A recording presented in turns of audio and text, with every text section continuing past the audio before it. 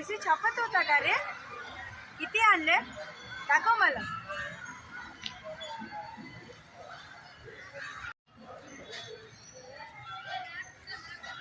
बाप रे बाप,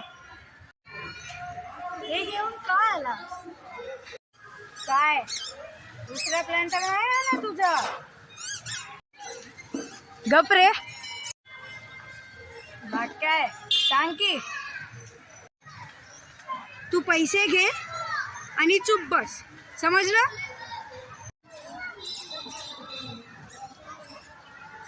एवढे पैसे पप्पांच्या वॉलेट मधून घेतले. ओ हो, आत्ता कळालं. काका तर एकदम रंगीन निघाले. अनुज, जास्त बोलू नकोस पप्पाबद्दल, नाहीतर सोड. पैसे दे, मी जातो घरी. ओके ओके, नाही बोलणार.